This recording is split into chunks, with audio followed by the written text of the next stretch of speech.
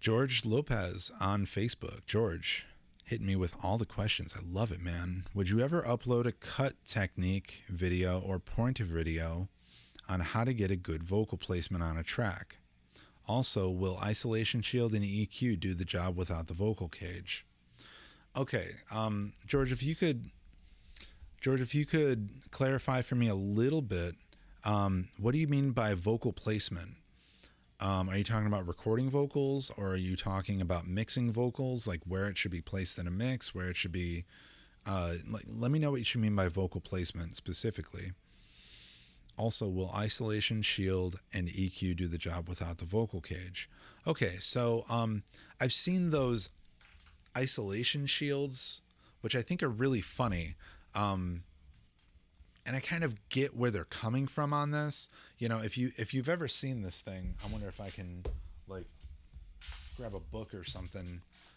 Basically, you'll have a microphone like this, right? Like you're singing into the microphone, and there will be a cage much larger than this, but it will literally like cover up the back of the microphone, and it'll totally enclose the back of it so that when you're going into it, your vocals don't shoot out the other side and like hit a wall and then bounce back and kind of like bounce all over the room.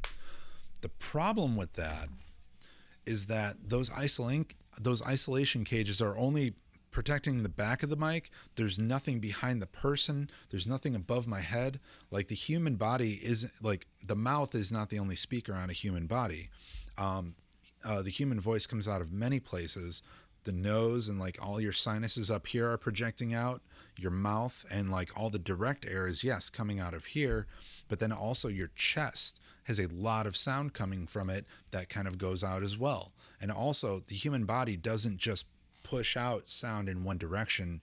It's pushing it out in 3D, 360 all the way around. I don't know how many degrees are in a sphere, but you know what I mean? Like the human body is projecting sound in all directions. So when that ISO shield is only coming right here, also the microphone is rejecting already what's behind it. So when you have an isolation shield set up right here behind it only, it's not doing very much.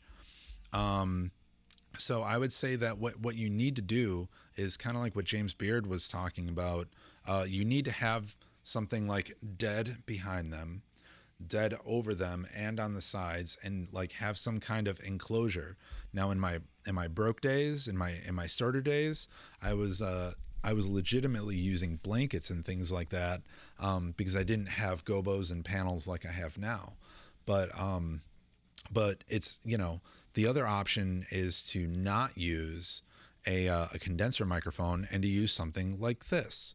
This is a Shure SM7B, and not only is it rejecting things from behind it, but overall the pickup on it, because there's actually, if I can show you the design of this, it's going to get a little noisy.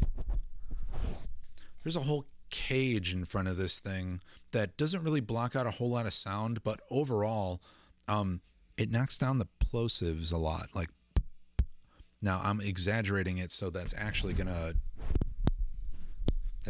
cause a pretty harsh plosive when I'm right into it. But the idea being that you can get right up close to it and I can talk perfectly normally, or I can get really loud on it and it's not really going to affect it.